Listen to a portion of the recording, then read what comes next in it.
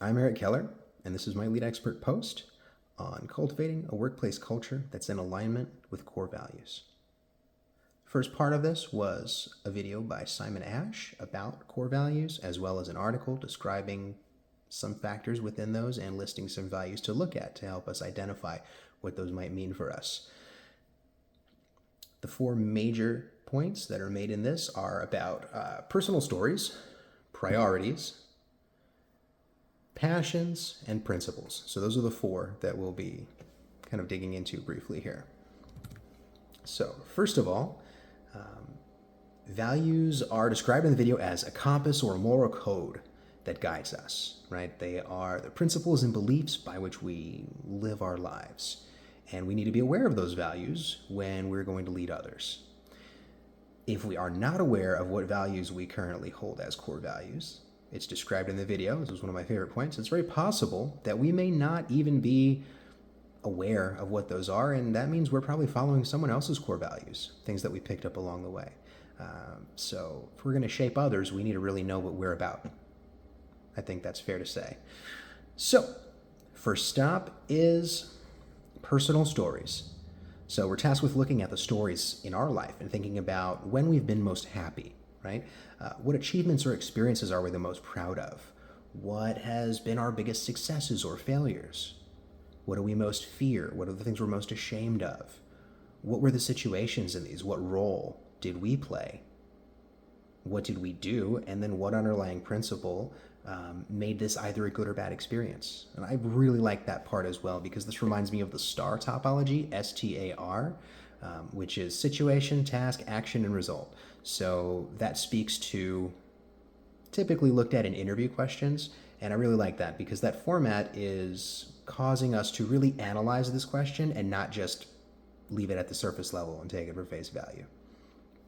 Really analyze our own role in these things and what actions we've done and what that means. This leads into priorities, so that's how we use our resources, right? Time and money is what's described in the video and the article. What are the things we prioritize in terms of cash purchases or credit purchases, right? Those are things that they say provide a tangible expression of what we prioritize. Are we buying things? Are we buying toys for big kids here? Are we buying clothes? Are we buying cars?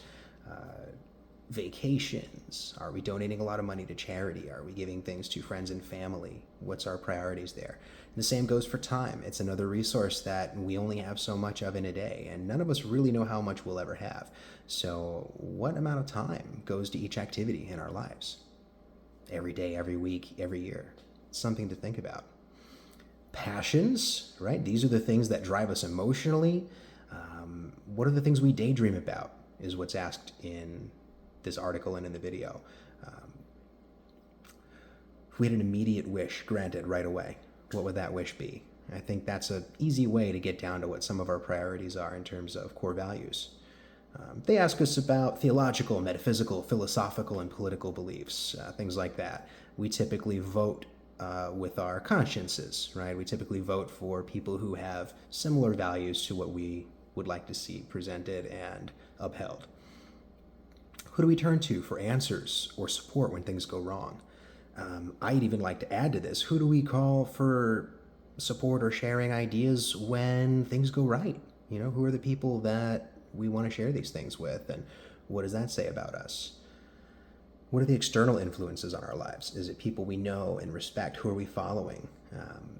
Who do we want to be like? What are the type of books and stories that we most like? What are the principles of our family and friends? Because that can have a lot to do with what we believe and how we became to have the core values we have.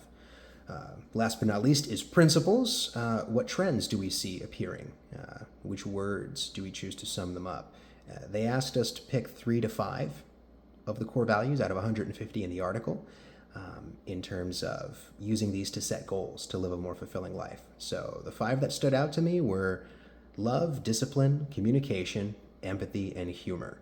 And when it comes to setting goals to have a fulfilling life, I think of those things as the most fulfilling. You've got to have love. You've got to be able to laugh. Empathy, caring for others, putting yourself in their shoes, being able to communicate, and having the discipline to go through with your plan.